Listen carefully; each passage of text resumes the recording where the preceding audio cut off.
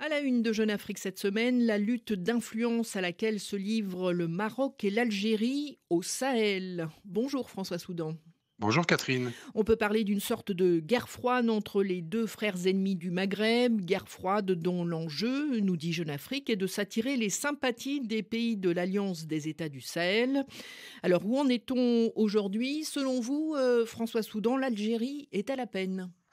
Oui, parce qu'après avoir exercé pendant 40 ans un rôle géopolitique majeur dans la région, l'Algérie accuse un net déficit d'image, d'influence depuis que des juntes militaires ont pris le pouvoir au Mali, au Niger, au Burkina. La diplomatie algérienne était beaucoup plus à l'aise avec les régimes civils de ces trois pays qu'avec ses officiers qu'elle ne connaissait pas et dont elle a d'ailleurs condamné les coups d'État, en particulier au Niger.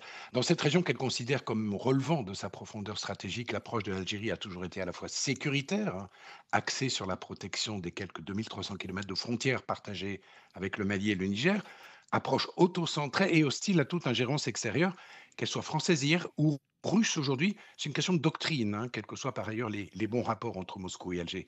Alors c'est avec le Mali, qui fut autrefois une plateforme de l'influence algérienne, que les relations sont les plus compliquées, elles sont même très conflictuelles. Le palais d'El Mouradian ne s'est toujours pas remis de la dénonciation par Bamako il y a un an des accords d'Alger qui lui a fait perdre son statut de médiateur régional. Et il y a une différence d'approche fondamentale, Catherine, entre les deux capitales concernant les groupes armés touaregs. Pour le gouvernement malien, ce sont des terroristes. Pour celui d'Alger, qui héberge d'ailleurs quelques-uns de leurs chefs, ainsi que l'imam Diko, grand opposant à la junte au pouvoir, ce sont des interlocuteurs essentiels à tout processus de paix, Catherine. L'Algérie a la peine donc. En revanche, le Maroc a marqué des points sur le plan diplomatique, mais aussi sur le plan économique, avec son projet de gazoduc atlantique.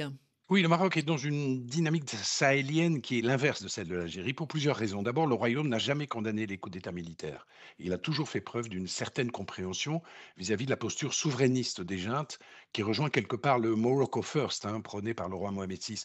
Ensuite, c'est de longue date un investisseur économique, bancaire, si je puis dire spirituel, avec la formation des imams dans la région, mais aussi militaire. Les chefs des juntes militaires burkinabés, Abdourahmane Tiani, Ibrahim Traoré, ont effectué une partie de leur formation dans les académies du royaume. Il y avait donc une sorte de terreau fertile qui a permis au Maroc de profiter du vide laissé par l'effacement de l'Algérie en se positionnant, Catherine, sur trois offres, trois créneaux complémentaires. D'abord, proposer aux pays enclavés de l'AES via l'initiative atlantique un débouché de substitution, hein, par rapport à celui qu'offraient les ports de la CEDEAO, servir d'intermédiaire entre l'AES et les investisseurs financiers des pays du Golfe, et enfin jouer les médiateurs entre ces mêmes pays de l'AES et les pays européens, en particulier la France, comme le démontre le rôle crucial joué par le roi lui-même dans la libération le 19 décembre de 4 agents des services français détenus à Ouagadougou, Catherine.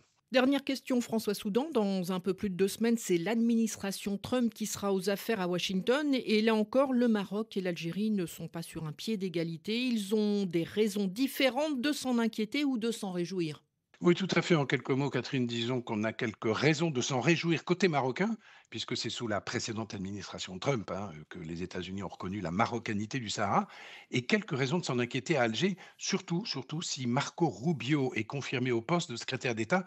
Le sénateur de Floride s'est dans un passé récent distingué par des positions très critiques à l'encontre du régime algérien. Il avait notamment, Catherine, demandé qu'il soit sanctionné pour ses achats massifs d'armes russes. Merci François Soudan. Cet article sur le Maroc et l'Algérie est à retrouver sur jeuneafrique.com.